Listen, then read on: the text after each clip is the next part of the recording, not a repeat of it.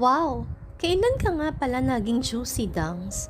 Parang noon lang inlababong-inlababo ko sa damo mong Randy na yon. Tapos ngayon ang e-ekes na ikaw? How to be you nga ulit? Loka. Siguro, inilaan mo na ang sarili mo kay Cap, no? Aminin, in love ka pa rin sa kanya. No! Asik ni Naomi. Nagulat ang sistema niya sa tanong na iyon ni Frankie. Maging ang kalampag ng kanyang puso ay tila naging abnormal. Bayolente rin ang reaksyon. No, as in zero? Hindi ka na in love kay Cap? Akala ko noon, Mahalia Jackson mo na si Cap mo. Fake news yun, Dangs. Magtigil ka. Pinaning kita niya ng mata si Frankie. Halos maging guhit na lang ang mga mata niyang asyano. Wala siyang sinabihan noon kung kailan at paano siya nahulog kay Kendall. It was so difficult to gamble in the name of love when two different things don't occur in an equal amount. Okay, so okay lang pala na may edit si Cap o yang si Sir Cap mo? Tila kinalabit ang interest ni Naomi ng ang bagong topic na inalsa ni Frankie Delina. Normal na yon sa katulad niya. Mapait niyang sabi at saka mas malala pa nga naman doon ang inaasahan niya. Pero hindi na rin niya napigilang magtanong. In a relationship siya ngayon? And Frankie's eyebrows wiggled playfully. Nanunudyo talaga. Curious lang naman siya. Sabi nga ni James Collins, I can't just let my curiosity wander unleashed. In a relationship? Parang hindi pa naman. Dating pa lang siguro sila nung kaibigan ni Ma'am Pacifica ba yun? Yung half-sister ni Sir Wolf? Madalas dumalaw kay Sir Cap sa AMC iyon simula nang ipakilala ito ni Ma'am Pacifica kay Sir Cap. Kaibigan? Napasimangon si Naomi. She felt heaviness in her chest. Wala namang nababanggit o ipinapakilala sa kanila si Pacifica na kaibigan nito maliban kay Amoria Vallejo na ex-girlfriend ni Kayden. At malabong ito ang tinutukoy ni Frankie dahil si Amoria ay ilang buwan nang nawawala. At saka, paano si Blessy? Lalo itong masisiraan ng bait sa oras na malaman itong may dinidate na naman si Kendall. At saka, ano nga palang paki niya sa mga buhay nito? Jasmine Knowles yata ang pangalan ng babae. Search mo one time. I-follow mo na rin sa Instagram, Dangs. Mapapala ko ron. Wala naman, hindi ba? Sikmat niya kay Frankie at saka pa the school na pinulot sa picnic table ang isang garapon ng chase balls. Parang hindi niya malasahan iyon. Chos, akala mo lang wale, pero have. Selos. Binato ni Naomi ng takip ng garapon si Frankie Delina. Ang lakas mambuska ng babaeng to. Mami, we won. Tuwang-tuwa si Fighto at sigaw ng sigaw, hindi pa man nakakalapit ang sinasakyan nilang Appaloosa sa picnic spot na napili nila. Sinalubong ito ni Naomi ng mingiti sa mga labi. Ikinaway pa niya sa hangin ang isang kamay. Nakasampa ang kambal sa Appaloosa habang si Kendall naman ay maingat na nakaalalay sa mga ito habang hawak-hawak ang tali ng kabayo. Hindi kalayuan ay sumunod na rin ang 4 pang kabayo na may tigi-isang sakay na living brick gut. Maliban sa isang kabayo kung saan lulan si Wolf habang naka-backride naman ang kapatid nitong si Juarez. Nakalingkis pa ang mga bisig nito sa bewang ni Wolf na animoy takot na mahulog. It felt so nakakatakot back there, Kuya Wolf. May pawis so tagaktak like a water from a dam. Napangiwi ang lahat sa tinura ni Juarez. Inipit nito ang natural na boses na para maging isang binabae. Kadiri, nangingilabo si Sebastian at saka nauna nang tumalon pababa ng kabayo niya at iginiya ang kabayo niya sa pinakamalapit na puno roon para doon itali. Kung ano ang reaksyon ni Sebastian ay ganoon din ang ibang pinsan nito maliban na lang kay Kendall na nasa mga anak ang buong atensyon. Ang bading mo, Wars! Komento naman ni Wilson. Dad will surely disown you if you act like that in front of him. Why ba bro? Can you blame me for being so takot riding a horse? Get off of me already, Waris. Kung hindi ka lang nalaglag noon sa sinapupunan ng nanay mo, dito madali ko lang gawin. Iritableng banta ni Wolf sa kapatid. Hoy, sobra kayo. Hindi ko binabalak na ipa-abort ni mommy ha? Hindi ba Kuya Khalil? Tila naghahanap ng kakampi si Waris. Inikutan lang ito ng mga mata ni Khalil at binugahan ng boring na buntong hininga. Kamuntik na kamo dahil noong nagpa-ultrasound si Mami, halos yan na lang ang visible sa monitor. Sabay turo doon. Kaya muntik ka nang ipa-abort kasi akala nila engkanto ka. Ani ni Wilson. Luko, occidental cord ko yun. Hindi ko yun umbilical cord yun. Kau talaga hindi ka nag-iisip. Wilson corrected. Whatever. Kaya nga, hindi ako nagdoktor kasi ayaw ko ng mga umbi-umbi cord na yan. Habang sinusundan ang usapan ng magkakapatid, ay napansin ni Naomi ang pamumula ng pisngi ni Frankie Delina. Kulang na lamang ay maghugas puso ang mga mata nito habang nakatitig ang magkakapatid na Wolf, Paris at Wilson. Siniko ito ni Naomi. Feel mo maging kerida, te? Minarkahanan niya ang mga iyan. Tinikwasan niya ito ng kilay.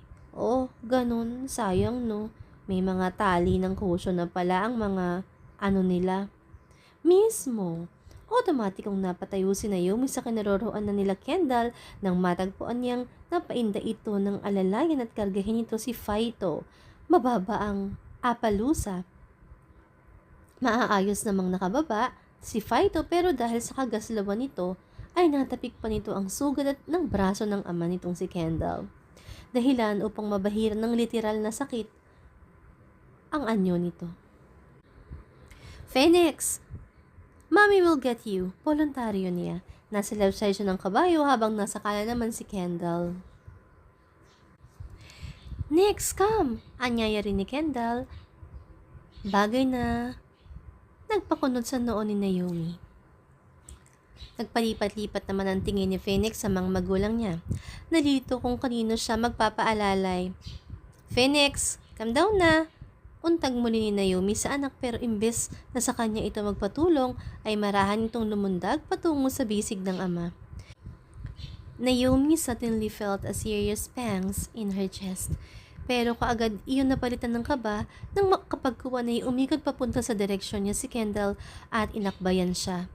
Sisikmuraan na sana niya ang panghas na lalaki nang lumitaw sa kabilang gilid niya si Faito at hinawakan ang kamay niya. Kendall was still carrying Phoenix in his arms. Pinag-initan ng pisngi si Naomi, lalo na nang bumulong sa kanya si Kendall. You also want a ride later, Naomi? That was coated with an extreme sweetness. Naomi gaped at him. Mommy! Said yes daw po, Daddy. Like, Mommy? You said yes. Phoenix interrupted her painful silence. Pinandilatan niya ng mata si Phoenix na nasa kabilang gilid niya. Did I see, Mommy? You did. I heard your heart from here. It's excitingly agreeing. Ride lang naman, Mommy eh. Right, Papa Kendall? Singit naman ni Faito na animo ay may dinidepensahang kliyente sa husgado. But I am planning to bake. Mommy, Thele, a lot of cookies in the ilalim of our bed. Itinago namin kahapon during the party. Kaya sumama ka na lang po sa amin later. Papasyal daw po tayo ni Papa Kendall sa bahay kubo doon sa dulong park. Naging tensyonado si Naomi sa paghahamak ng kanyang mga anak. Dapat pala, doble ingat siya sa pagbigay-bagay kapag nasa harapan niya ang mga anak niya. May excuse pa ba siya? So, sama pa lang mga bata, baka umulan. Mahinang usal niya. Para kay Kendall lang yon. I can do something about it, Yomi. Just do tell if you want to leave me or have me alone. He said closely and seductively behind her earlobes, causing unwanted shiver down to her spine and a forbidden tingling in between her legs. Kendall closeness had her senses to the highest alert. He wouldn't know how his sultry voice and warm breath made her knees weak on the very spot. At kapag mapaiktad si Naomi, nang masuyong pisilin ni Kendall ang exposed niyang balikat dahil sa backless summer dress na kanyang suot. Naomi wanted to slap herself for letting her lower abdomen clenching with anticipation. Ngayon, napaisip siya sa sinabi ni Frankie. So, bakit pa siya ilalapit ang sarili niya sa bitak ni Kendall gayong may just minolas na ito?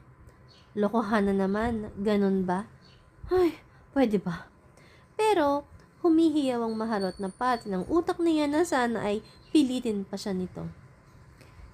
Kung ayaw mo, I will respect your decision. I am not forcing you, Yomi.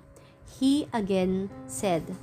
Nagpatiuno na itong maglakad kasama si Fighto at Phoenix at naiwan siyang nakakuyom ang mga palad. Daddy Kendall, why po we were able not to see you since Mommy gave birth to us? Fighto asked. His midnight black eyes were so inquisitive like a teenager who is curious about everything. Siesta period ang dalawa sa mga oras na yun, subalit imbis na subukang umidlip ay panay ang tanong sa mga ito, lalo na si Fighto na mukhang nawiwili sa mga investigasyon. Walang maipinta si Kendall sa pagpapalaki ni Naomi sa mga anak nila. Medyo may kakulitan nga lang pero talagang matatalino. Mababait at magalang ang mga ito. Malambing din at hindi niya alam kung hanggang kailan niya makakayanang indahin ang pangungulila sa oras na bumalik na ang ng ibang bansa sina Fighto at Phoenix. He's going to miss them very much that it kills him. Kasi Daddy had to work hard. Kid, nag-iipon ako ng maraming money so I can buy an airplane so that Daddy can visit you anytime in the States. Will you like that? Of course, Daddy. Nagningning sa tuwa ang mga mata ni Fighto. Si Phoenix ay talagang sumuko na nga ang talukap. Napagod din siguro sa horseback riding nang mag-aama kaninang umaga. Pero sana, wag ka na lang by airplane. Expensive po yun. We are giving and going to visit you na lang po, Daddy, sa Christmas. Kendall heart tightened with monstrous pain. Ang tagal pa. Kasi po, hindi po needs ang airplane, hindi rin once, kaya masasayang lang po money niyo po, Daddy. Lumabi si Fighto. Hinimas-himas nito ang laruang bazooka na iniregalo ni Lolo Pops nito sa kanyang dibdib. Dapat po mag-save kayo ng money at hindi waldas-waldas po. Kasi kami po sa house, may big box po kami for our ipon ni Phoenix, ni Mami, tapos yung toys namin, we brought lang po sa garage sale. Daddy, mas mura po kasi. Pero maganda naman. Ayaw po namin na mawala ng money kasi po tinutusok si Mami ng injection ni Daddy Bern kapag pagod na pagod siya from work at from school. Sa hospital po kami natutulog kapag pagod na si Mami sa work niya. Ayaw po namin na palagi pong na-ospital si Mami. Ayaw po namin na ospital ni Phoenix kasi madaming kawawa doon na tao. Kaya hindi kami waldas at mag-iipon challenge para hindi na mag-work si Mami. Mag-school na lang po kaming tatlo at saka kapag winter, tinatanggal po namin ang snow sa pathway ng house ni Mrs. Brown. Tapos, binibigyan niya kami ni Phoenix ng $10 at saka ulam po, Daddy. Kendall stunned silence as he stopped his eyes to his son. Wala sa loob na napatungo si Kendall. Kalaunan at sinalo naman ng isa niyang kamay ang nakatukod sa nakatupi niyang mga binti ang kanyang noo. Pasikreto niyang pinalis ang mga luhang nakikidalamhati sa kahirapang dinaranas ng mga anak niya. Galit siya sa kanyang sarili. Galit na galit. Tinutusok ang damdamin ni Naomi ng matinding pag-aalala nang kumagat na ang dilim ay wala pa rin at hindi pa rin nakababalik sa bahay na iyon si Kendall. Nakasalubong niya kasi ito sa hardin kanina na namumula ang mga mata. Galing lang ito sa tinutuluyang silid ng kambal. Nilampasan lang siya nito at nagtuloy-tuloy ito sa stable at kinuha si Toledo pagkatapos ay lumayas na. Si Maricar na lamang ang kasama nila sa bahay na iyon sa Rancho de Rodriguez. Ang kusinera at may bahay ng caretaker ng rancho. Lumuwas na kasi ng Maynila ang kapatid ni Kendall at mga pinsan nito. May kanya-kanya kasi itong pinagkakaabalahan sa buhay. Sumabay na rin sa mga ito sina Frankie Dalina, kaya naman sila-sila na lamang ang naiwan doon. Si Born kasi ay nasa Batangas para bumili ng kung ano-anong pasalubong na hinihingi na nagdadalang taon itong fiancé na si Nadine. Para saan iyan, Ate Maricar? Nagtatakang tanong ni Naomi nang madad na niyang nagwi-withdraw ng canned beer si Maricar mula sa refrigerator at idinideposito ito sa isang medium-sized na outdoor cooler. Para po kay Senyorito Kendall, ipadala ko raw po sa asawa ko roon sa kubo niya sa Hilaga bago kami magpahinga. Ha? Bakit ang dami naman yata niyan? Polpol to the max ba ang balak ng lalaking yon? Naku ma'am, ganun po talaga kasi siya. Sanay na po kami kay Senyorito. Ganito po kasi palagi ang eksena namin kapag bumibisita iyon dito sa rancho. Malungkot na pinagpatuloy ng kasambahay ang ginagawa. Ewan ko po ba sa batang iyon kung bakit palaging mukhang pinagbagsakan ng langit at lupa. Mula pa noong kabataan niya ay palagi ng malungkutin at aburido. Hindi katulad ng mga kapatid niyang si Khalil at Kaden. Alam mo ba na kapag nagbabakasyon ng pamilya nito sa rancho noong nabubuhay pa ang mami nila, si Kendall lang ang hindi ko nakikita kapag nagpipiknik sila. Sila iyong tipo na parang may sariling mundo. Tapos, kapag may mga kaedaran nila rito na gustong makipagkaibigan sa kanila ay palagi niya itong sinusungitan. Napangiti si Naomi. Ganoon na ganoon si Kendall noong una niya itong makita. Suplado at palaging mainit ang ulo. Akala niya noon na sa kanya lang mainit ang ulo nito. Hindi naman pala. Mas nawili kasi ang batang iyon sa mga kabayo na naririto rin naman niyang natutunan. Nung binatilyo pa iyan, naaalala ko na lang na palaging sumusulpot iyan na mag-isa rito para lamang mga bayo. Dinig ko nga noon, sinabi niya balang araw ay magiging pamoso siyang equestrian at pangarap niyang maglaro sa Olympics. Nakamit naman niya ang tagumpay at naging isang top-ranked sa polo sa bansang pinagmulan ng kanilang angkan. Ilang gold cup na rin ang naipanalo niya sa mga bansang Latino. Iyon ang istorya ng buhay ni Kendall na hindi niya nalaman noon at sa puntong iyon ay hindi niya maikakailang wala siyang interes na marinig ang mga tungkol sa buhay ni Cap. Hanga ako sa katatagan ng loob ng batang iyan.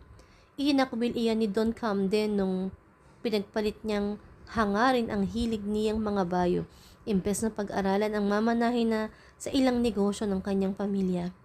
Teenager pa iyan ng nagibang bansa. Mahigit 5 buwan din na naging kargador sa Azucarera de Puente sa Karatig Bayan at trainer sa pangangabayo ni Senyorito Kendall sa rancho ng mga puente. Doon siya nakapag-ipon ng pandagdag sa plane ticket niya paalis ng bansa. Kami lang ng asawa ko ang may alam sa kabanatang iyon ng buhay ni Senyorito. Dahil sa amin siya tumutuloy noon. Kaya naman noong nakalubag-lubag iyan sa Ireland, ay pinapadalhan niya kaming mag-asawa ng isang brand new pick-up truck. Regalo raw niya sa aming mag-asawa. Motorsiklo naman sa anak naming si Banjo. Walang kaimik-imik si Naomi hanggang sa malingunan niya si Maricar. Mabilis siya, patalikod dito ay kunwari ininom ang fresh milk na para sana sa kambal. Hindi ba iyon ikinuwento ni Senyorito sa inyo noong Nagsasama pa kayo, Ma'am Yomi? Pumihit naman kaagad siya paharap kay Maricar nang matiyak na wala ng luha sa kanyang pisngi. Kaasar naman kasi, bakit parang emosyonal siya sa araw na yon? Lumalambot na naman siya, rumurupok dahil sa mga naririnig niyang kadramahan sa buhay ni Kendall. Sana pala, hindi na niya pinakinggan ng mga yon. You had a wonderful childhood days. I envy you. I mean, ang saya ng kabataan mo. Iyon ang naaalala niyang sinabi ni Kendall noong minsang naging paksa nila ang childhood memories niya. Kaya pala ganoon ang inggit nito sa mga nakakatawang gunita ng kanyang kabataan. Kaya pala. Hindi po kami nagsama noon ni Kendall, Ate Maricar. Hindi rin ako naging nobya niya. Ano kasi, nadisgrasya niya lang ako noon kaya nagkaanak kami. Aftermath po ng isang pagkakamali habang kami ay mga lasing. Iyon po ang totoo. At tubiling pag-amin ni Naomi. Ah, ganoon baga. Ang buong akala namin ay engaged talaga kayo at sa ibang bansa lang kayo namamalagi ng mga bata habang si Senyorito ay pinatatakbo ang isang negosyo nila. Ho? Minsan kasi ay may mga magandang babae at saka mukhang imported na nagpupunta rito kay Senyorito. Medyo lasing nga ang sumugod dito eh. Kung hindi ako nagkakamali ay tropa iyon ng malditang pinsan ni Senyorito na si Pacifica. Jazz yata ang pangalan. Nag-iskandalo pa yung babae dahil daw binasid ng Senyorito.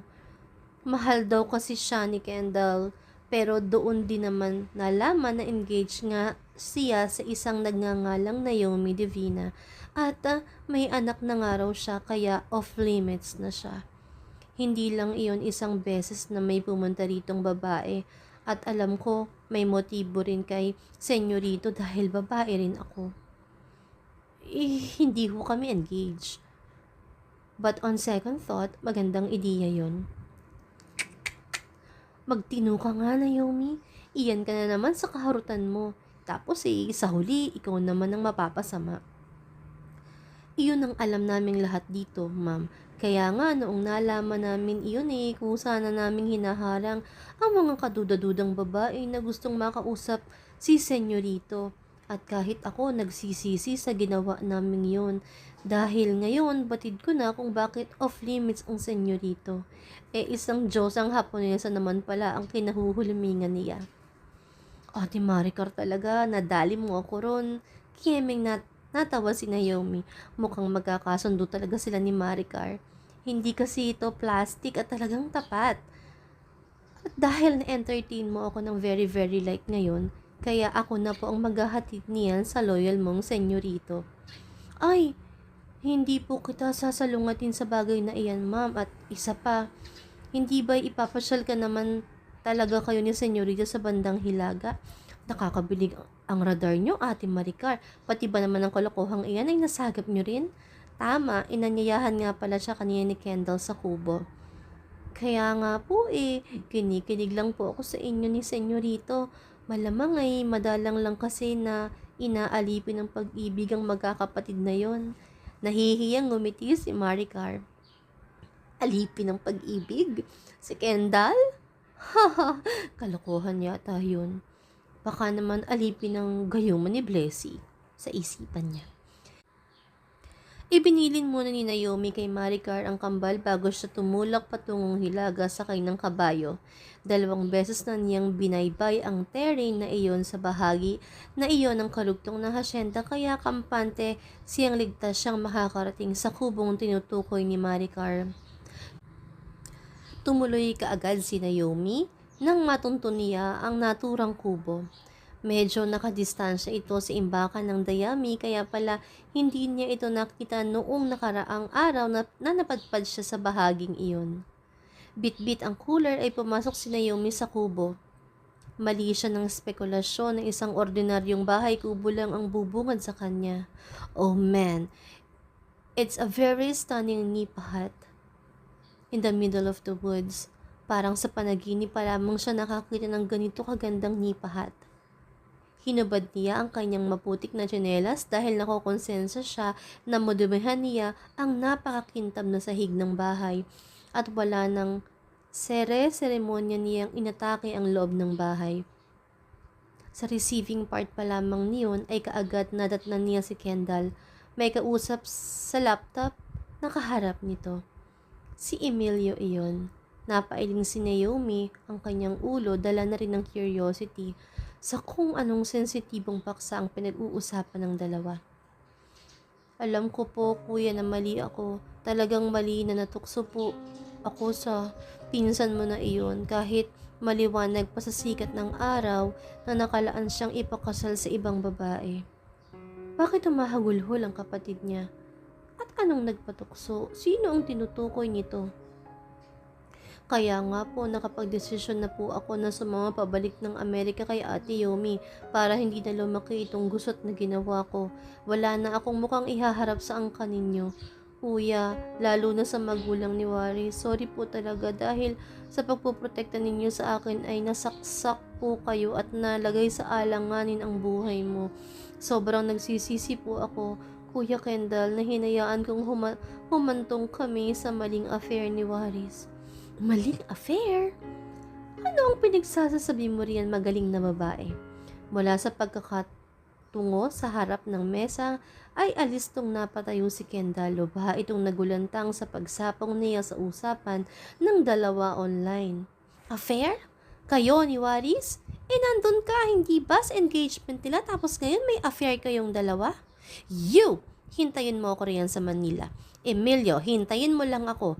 Nang gigigil na dinungaw sa laptop ni Naomi ang humahagulhol na kapatid.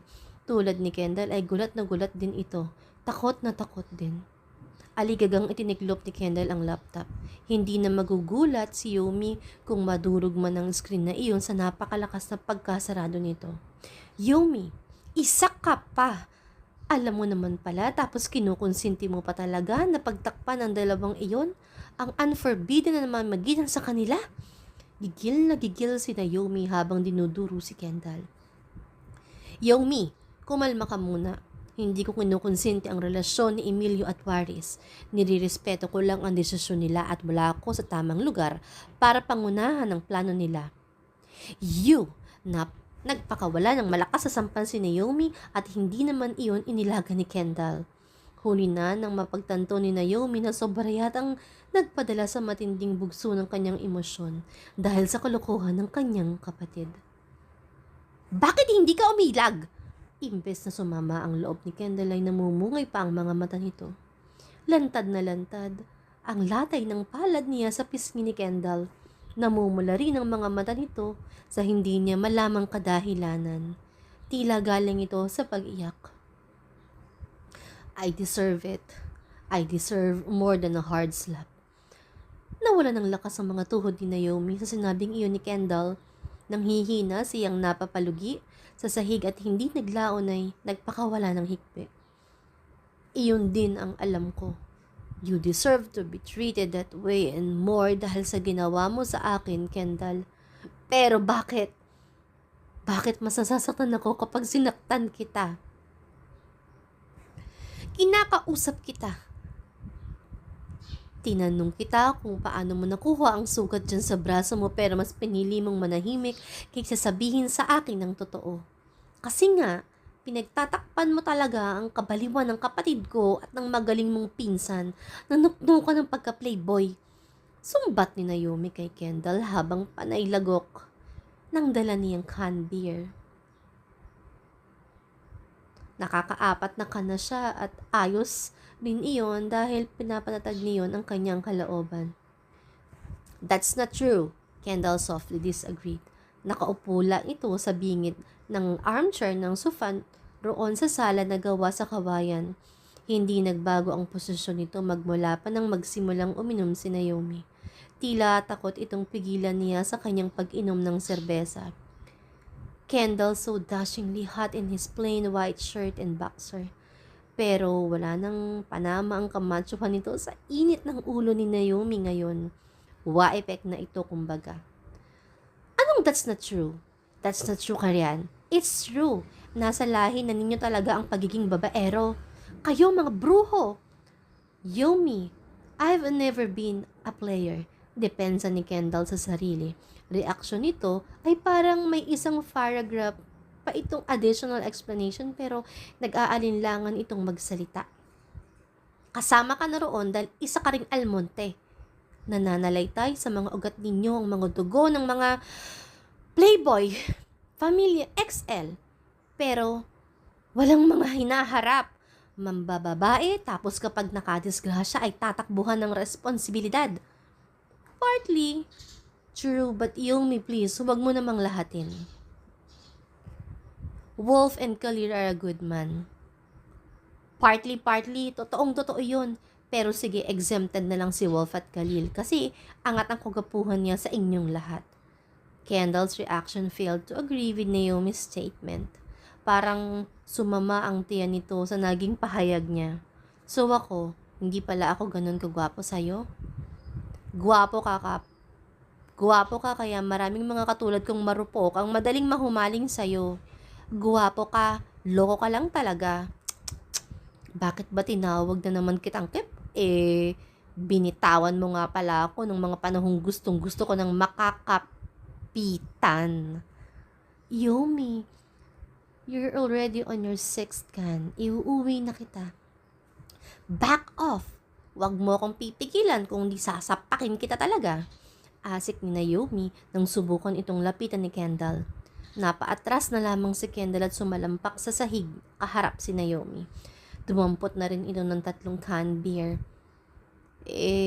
Di pa naman iyon na 12% alcohol content by volume kaya halata na sa kilos at pananalita ni Naomi ang epekto ng serbesa sa katawan nito. Si Emilio, bakit siya pa ang kailangang mabiktima ng kayuman ninyong mga almonte? Bakit kapatid ko pa? Bakit kami palagi ang binibiktima nyo? Bakit ba? Inaano ba namin kayong lahat, ha? Hindi umimik si Kendall. Inaano ba kita, Kendall? Yomi, please. Huwag ka nang uminom. Bakit ba ang damot mo? Pati ba naman ito? Ipagdadamot mo pa? Lahat na lang ba, Kendall? Lahat na lang. Lahat na lang talaga. Alam mo lang, isa lang naman ang naging kasalanan ko sa'yo. Iyong tinanggap ko ang deal mula kay Konsehal Kayden. Tinanggap ko ang pera niya, ang tulong niya kasi kailangang operahan si Nadine. Iyong kapatid ko, Kendall. Kailangan niya magpa-liver transplant noon sa ibang bansa at kumapit lang ako sa patalim. Hindi naman talaga ako mukhang pera eh. Hindi ako masamang babae at oo, may bayad iyong pag-aalay ko sa iyo ng katawan. Pero may dahilan ako. Buhay ng kapatid ko ang nakataya kasi ang hirap lang at mahirap lang kami kaysa sa inyo. Kendall, ay hindi mo nagawang pakinggan ang side ko. Lahat ng kapangahasang ginawa ko noon ay may katumbas na halaga, malibang lang doon sa parting minahal na kita. Mukhang natuklaw ng ahas si Kendall matapos marinig ang revelation na iyon ni Naomi. Sandali pa ay walang babala nitong tinabihan si Naomi at niyakap ng sobrang higpit. Humagulhol si Naomi sa dibdib ni Kendall. I'm really sorry, Yomi. Nakakasawa mang pakinggan pero hihingi ako ng tawad sa'yo. Habang buhay pa ako, kahit wala akong makuhang kapatawaran mula sa'yo, I'll be forever sorry. I'm sorry, I really am sorry. Yumi, do not be. Alam ko namang naduwag ka lang noon na pakisamahan ako dahil sa rules na angkan ninyo, napakasalan ng babaeng mabubintis ninyo. Naisip ko noon na takot kang pakasalan ako. Takot kang matali sa isang marriage kasi hindi mo naman ako kayang mahalin. Iyon ang masakit, Kendall. That's nonsense. Who told you that? I do love you. I love you. Usal ni Kendall, nagpatigil kay Naomi sa paggawa. Umangat ang basa nitong muka at nitigan siyang maigi. Tila naghihintay si Naomi sa karugtong na joke lang wala sa kay Kendall pero wala siyang ibang narinig hanggang sa mapagtanto niyang pulgada na lamang ang layo ng mukha nito sa kanya. That made her heart beat instantly. Matino pa ang isip ko, Kendall. Naririnig ko ang sinasabi mo. Hindi ako nagdedeliryo, alam ko. Hindi makapaniwalang wika ni Naomi at kinurap-kurap ang mga mata. I know because I want you to know. what I truly felt for you. Yomi, mali ka ng palagay tungkol sa pagtingin ko sa iyo. Gusto kong itama iyon ngayon na may pagkakataon na ako. Maingat at malumanay na hinawi ni Kendall ang nakataling buhok sa mukha ni Naomi. Walang balak ng pagsisinungaling ang anyo nito. You shouldn't have told me that. You don't have to feed me lies just to make me feel good. You don't have to be so sweet and romantic. You shouldn't have touched me like this.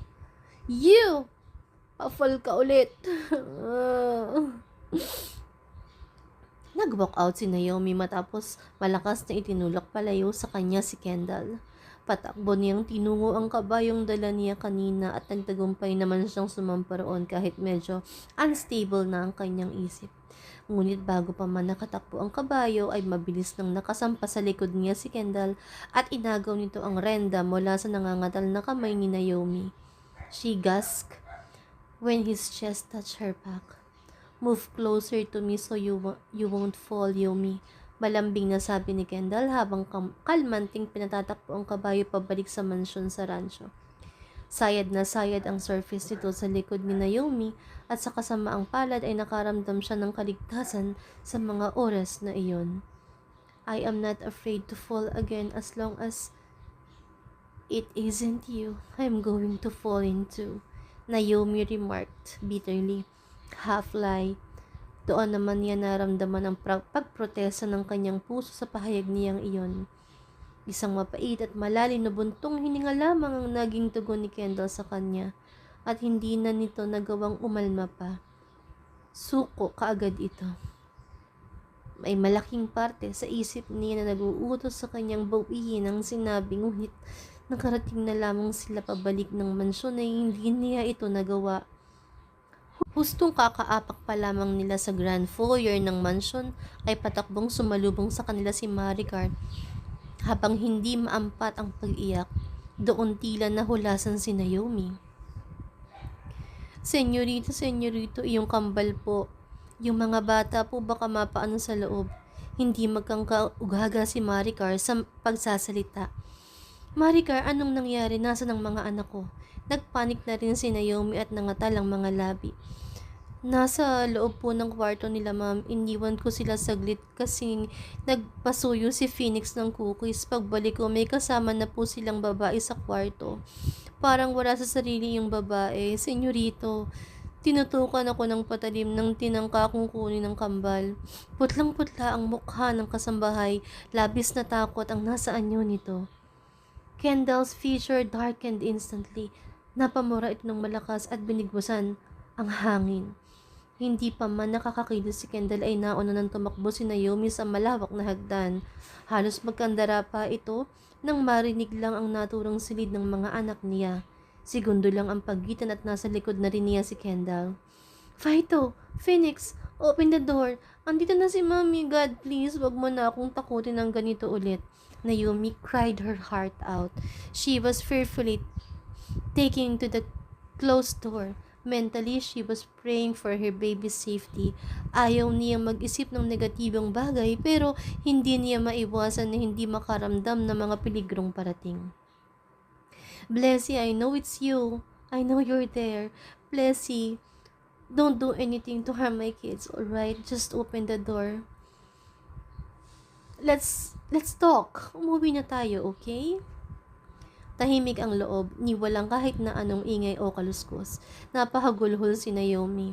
They tried to unlock the door pero hindi sila nagtagumpay. The double locks inside fastened. Blessy, they're my kids so I'm begging you not to hurt them. Blessy, open this door already. Kakausapin kita. Mag-usap tayo. Buksan mo lang ang pinto, please. Huwag mong gagawa ng masama ang mga anak ko. Pakiusap ni Kendall na bagamat kalmante ay kita sa paggalaw ng dibdib nito ang labis na pangamba. Blessy, ako na ang nagmamakaawa sa iyo. Huwag mong sasaktan si Phoenix at Fighto. Pakiusap please. Blessy, huwag mong iparamdam sa akin ulit na mawalan dahil hindi ko na makakayanan pa yon. Sisinong-sinok na wika ni Naomi. Naomi? Kendall skeptically stared at her face. There was a giant question mark in his knotted forehead. Inabot ni Kendall ang nalalabing distansya nila ni Naomi upang sana ihaplusin ang nanginginig nitong mga braso pero umatras si Naomi. Naomi called a familiar voice. Humahagos si Bourne. Ang nalingunan niya. Without any hesitation, Naomi ran into the newly come person and hugged him so tight that it stopped Kendall's heart from functioning. Just breathe steadily, okay? The kids will be alright. Pinapakalma nito si Naomi na parang nais ni Kendall na siya ang gumawa. Upang mabawasan ang sakit na humahagupit sa dibdib ni Kendall, ay tumalikod na ito ng malakas na kinatok ang pinakawalan sa pinto. Minus 3 minuto pa ay umawang na ng dahan-dahan ang silid. Daddy Kendall, why po? Why po? So ingay. Shh. Phoenix, oh my God. Dinaluhan ni Naomi ang anak at kinarga. Mommy, do not make any noise po. Baka magising iyong babae na hinihili ng mamang kamukha ni Jesus Christ. Mama? Magkapanabay na memek ni Naomi at Bourne hanggang sa masagot ng singhap ni Kendall ang kaguluhang iyon sa kanilang mga utak. Kaden! Sa kanilang lahat ay si Kendall ang lubhang nagulantang at tila ba inaatake ito ng napakabangis na hayop na sinalamin sa anyo nito ng madatnan ang kapatid na inakala ng lahat na patay na. Ayon at buhay na nakaupo sa bingit ng kama. Naomi secured her children away from the room where Blessy was. Nakabantay doon si Bourne at ang asawa ni Maricar. Ayon sa kwento ng kambal ay bigla na lamang daw pumasok si Blessy habang naglalaro sila kanina bago magsitulog.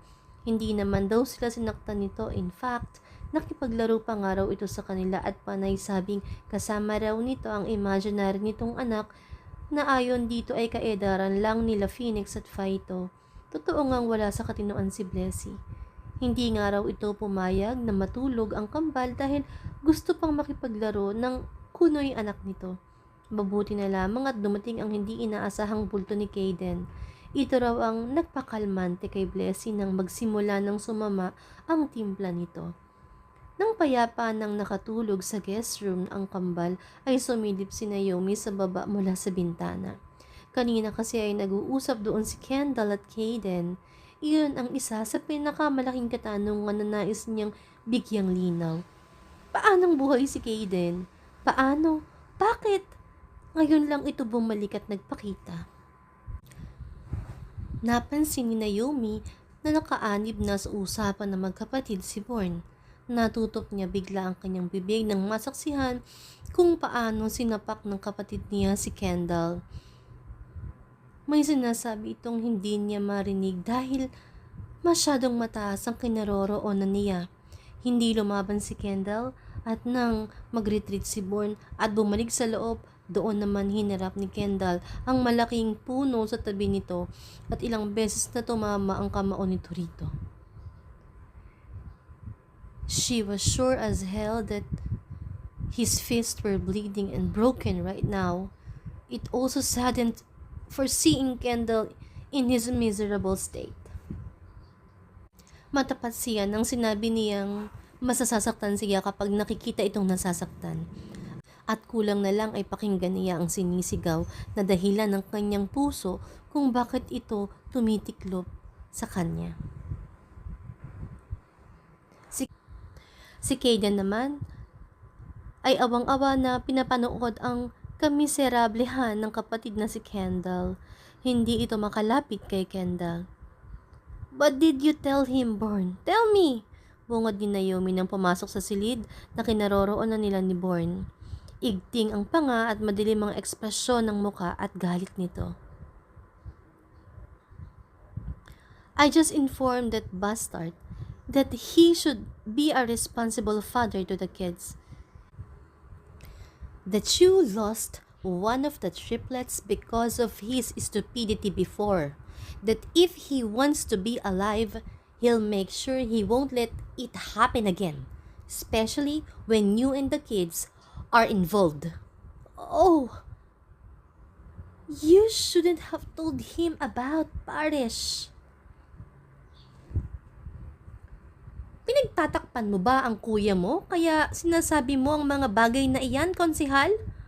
Ungot na naman ni Naomi na sinamaan ng tingin si Kaden.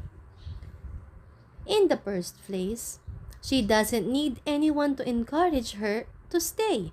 Oo, at nakapagpasya na siyang manatili sa Pilipinas. Walang kinalaman doon ang koneksyon ng kambal sa ama nito o ama nila o anumang pang-eengganyo sa kanya ng kung sino-sinong miyembro ng angkan ni Kendall. Sarili niyang pasya iyon at siya pa lamang sa ngayon ang may alam. It's about time to stop escaping and running away. Mas mahihirapan lamang siya gayong nandito na si Kaden at medyo lumilinaw na ang lahat. At malaki rin ang naging epekto sa kanya nang inamin kagabi sa kanya ni Born kung kaya't humantong siya sa pasyang manatili sa Pilipinas. Nadine would be able to explain all of his any better than I could, sis. I admit I wasn't into at first, but Nadine really insisted on doing silly obstacle to restrain Kendall from coming near you. From the hospital, in your work, your university, Kendall was there anywhere and Nadine was there to stop him, to see and talk to you. Her mindset is to kick Kendall away from your lives, thinking that he is the last straw that needed to be tossed, and we all both know where she came from. Doon lang naliwanagan si Naomi. Kaya pala panay ang sabi noon ni Kendall na hindi siya nagkaroon ng pagkakataong makalapit sa kanya at sa mga bata. Once or twice a week pa nga raw na nakikita nila si Kendall na umaali-aligid sa kung saan-saan. Walang palya iyon at nang tumagal na hindi na raw talaga ito nagpipilit na makausap si Naomi. Private nurse ang pakilala ni Nadine kay Kendall. At anito ay hindi makabubuti sa kalagayan ni Naomi ang karagdagang stress dahil daw ikapapahamak niya ito. Nasa kalagitnaan siya ng kabiguan sa ginawang iyon ni Nadine at natatawa sa kalokohang iyon upang maprotektahan lang siya. No, and pinagtatakpan isn't the right term. I'm just stating the truth here, Divina. Kasi in the first place, tayong dalawa lang naman ang may alam sa plano noon ni Blessy at ng secret long-time fiancé nitong si Craig Rubio. At hindi ko akalain na malalaglag ako sa isang trap ng babaeng iyon noon, which is as lead to the worst part of our lives. It was about to tell my brothers about the scheme of Blessy pero nahulog ako sa patibong habang napunta ako sa Naga. I was there to protect our foreign investor dahil natunugan ng tao ko ang binabalak na pananambang ni Rubio sa mga ito para hindi matuloy ang business venture namin sa Kabikulan. Aside from that ploy of Blessy, alam ko rin na buntis siya. Buntis na iyon bago pa kami ikinasal. And Kendall doesn't know anything yet, Divina. Then tell him, she suggested. Kaya nga ako lumapit sa iyo to ask for your help and cooperation. He doesn't want to hear anything from me. Hayaan ko na raw dahil wala namang magbabago sa kasalukuyan, paliwanag ni Kaden. Itinigil muna ni Naomi sandali ang pag-aayos ng mga gamit nila. Siya na rin ang nag-impake ng mga gamit ni Born dahil maagong lumuwas ng Maynila ang mga ito para samahan ang kambal sa pamamasyal. Susulitin daw ni Born ang maghapon para makasama ang mga pamangkin. Mamayang gabi na kasi ang flight nito pabalik ng Amerika. She tilted her head briefly, study the newest version of Kaden Almonte Rodriguez. Sa unang hampas ng tingin ay hindi ka agad marirecognize na ito nga ang Kaden na noon ay malakas pang mambuska sa kanya at manginsulto. Iba na ito ngayon. There are a lot of changes in his features and behavior. At maipapalagay ni Naomi na mas bet niya ang Kaden na nasa harapan niya ngayon.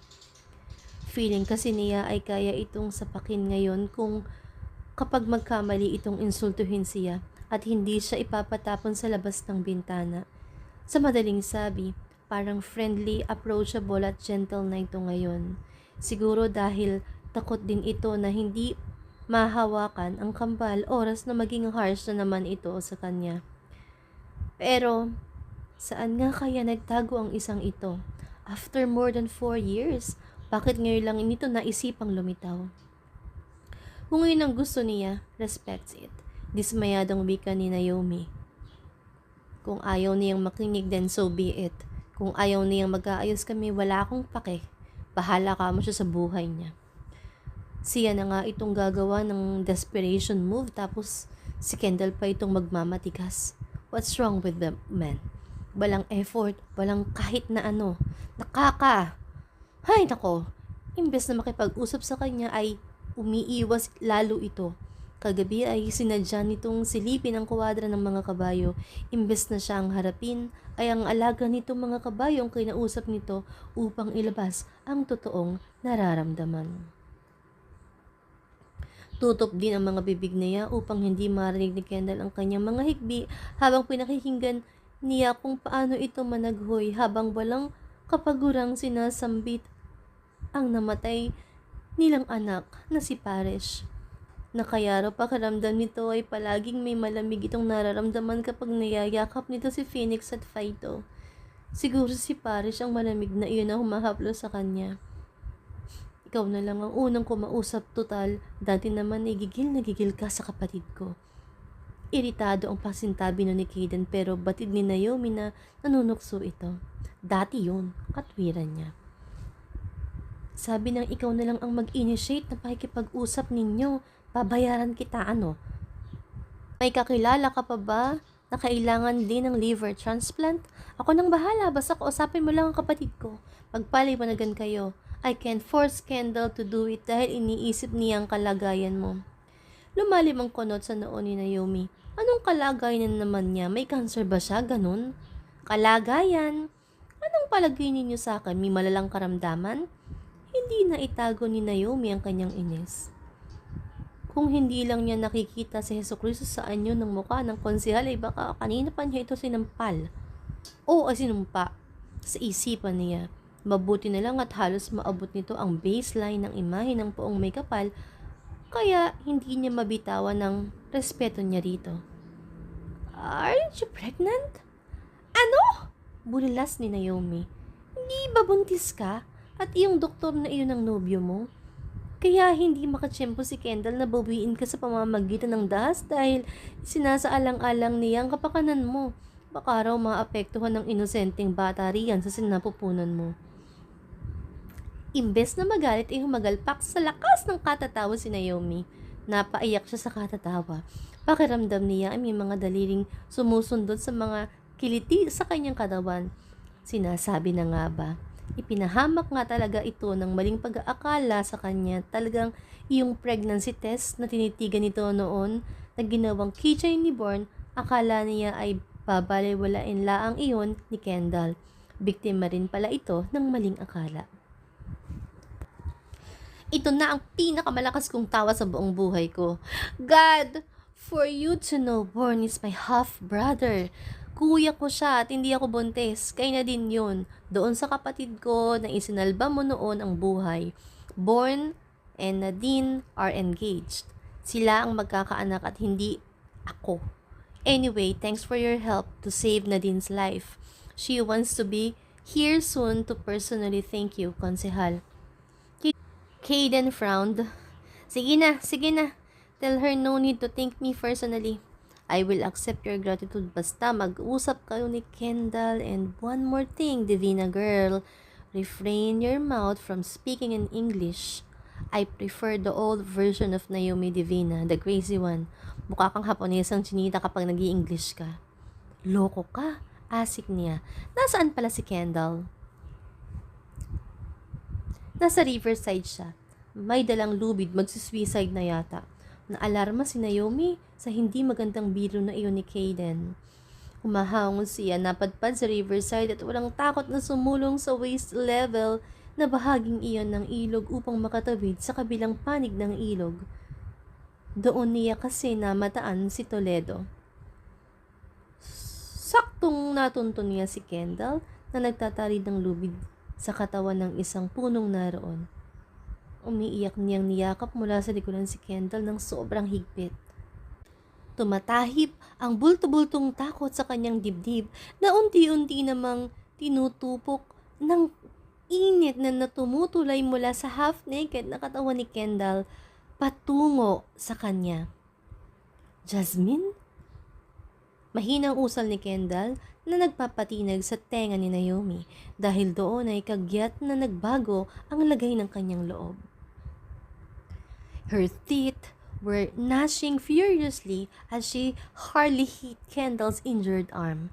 Napasandal ito sa tinataliang puno dahil sa labis na sakit at dumadaing. She wasn't feel sorry. Hindi man lang ito nakita ng pagkabigla na humarap ito sa kanya at wala roon ang Jasmine na inaasahan nito. Ganito ang pakiramdam ng pinagtataksilan. Jasmine pala ha! Iniisip mo siya. Wait here. Tatawagin ko si CV at mamakaawa ako na papuntahin siya rito. Papuntahin niya rito ang Jasmine mong nang sa ganun eh, hindi ka na magtangkang magpatiwakal. Bulyo ni rito. Umiyak-iyak pa siya sa takot na baka totohanin nito ang sinabi ni Kaden. Tapos ang Jasmine lang pala na yun ang iniisip nito. Ay nako.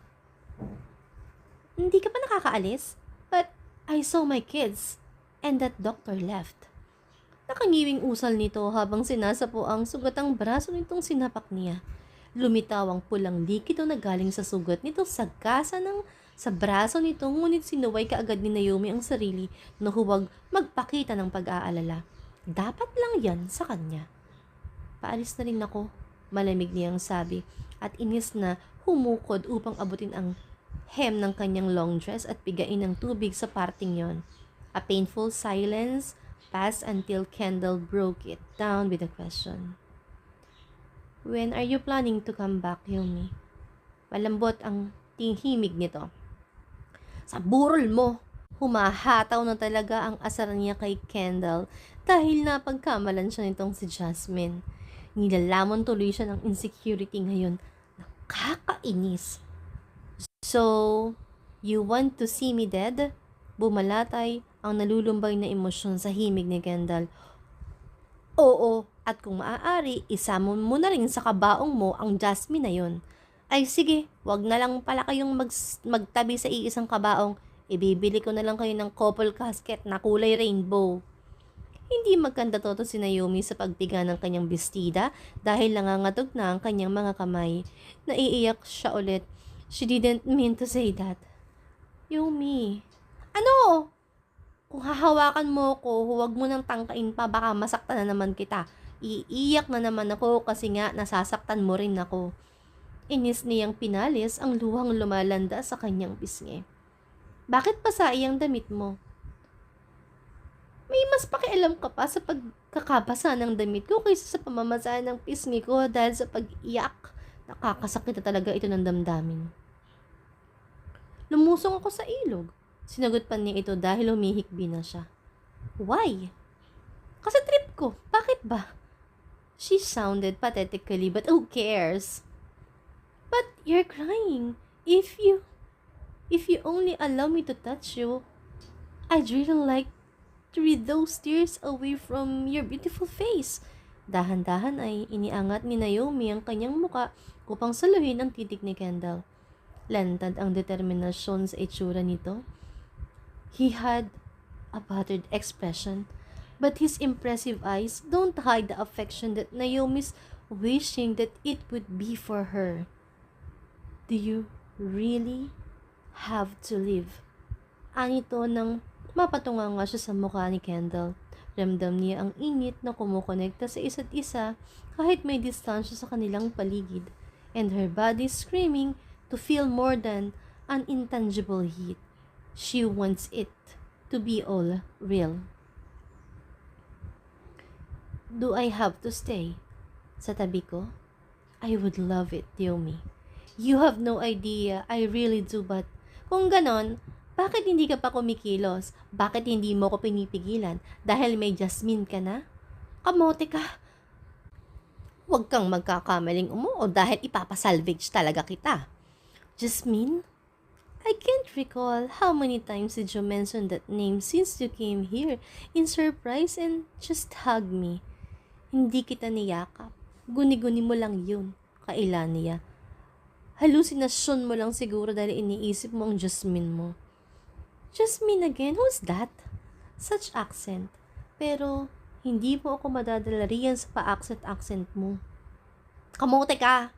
Nakakaingit lang na kahit ilang taon na siya sa Amerika ay hindi man lang siya tinabla ng sa lalamunan ng ganoong klaseng accent. Kaya pala ayaw ni Kaden na mag-English siya kasi hindi yata bagay sa kanya.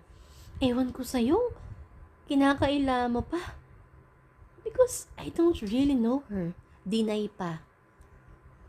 Halos hambalus ni Naomi ng kanyang tsinela si Kendall nang ngisian siya nito.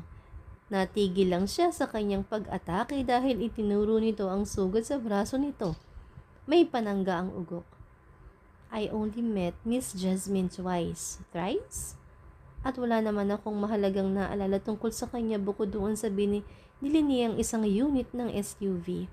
Alam ko naman na ikaw iyong yumakap sa akin kanina. Binibiro lang naman kita. I can still recognize your touch, your smell, everything about you, Yomi. So, it is so weird to hear you're bothered with Miss Jasmine's existence. Sinungaling. Wala kayong naging affair? Kendall's forehead crumpled. I had an affair with no one. I told you I am not a player. I didn't go for a date even for once. Ni cellphone number ng ibang babae ay wala sa contact lists ko. Sakto na sa akin ang LDR. So, may babae ka nga. Mag-walk out na sana si Naomi para matapos na ang conversation na iyon na mukha namang walang patutunguhan. Long-distance relationship wherein I'm here and you're with another man. That's LDR. You know that, Yomi? That's more painful than those times when my parents disowned me. For God's sake, Kendall, kapatid ko si Born. Sa wakas ay nailahad na ni Naomi ang katotohanan sa isipan ni Kendall. Pigil ang pagngiti ni Naomi sa naging reaksyon ni Kendall para itong tinuklaw ng anaconda. Born Duffield? Shinohara is my half-brother. Kuya ko siya. I don't have a boyfriend and I'm not pregnant and so whatever. Kendall, just... Tila lang mo sa isang ipinagbabawal na gamot si Kendall sa mga sandaling iyon. Hindi malaman ang sasabihin. Kendall, okay. Oh, goodness, can I kiss you? I wanna be sure if I'm still in reality. Exaggerated ngisi ni Naomi. Hindi ba ako masasaktan sa halik mo? Baka naman... Naudlot. Natulumpati ni Naomi ng inisang hakbang lang ni Kendall ang pagitan nila at puno ng pananabik na siniil ng halikang kanilang mga labi. Kendall was holding her waist in a very tight manner as he pulled her body against him by her back using his other hand. Kahit siguro magtangka siyang tutukan ito ng baril sa ulo, ay hindi ito papayag na makalayo siya. Naomi arched her chest in abandonment, while equally responded to Kendall's kiss. She missed this. Kahit walang klaro ang namagitan sa kanila noon, alam niyang may bagay sa kanilang dalawa na kapwa nila inalagaan, kahit sila ay nagkalayo sa napakahabang panahon. They both surrendered each other's soul to one another and let their unending kiss solve the remaining issues from their pasts.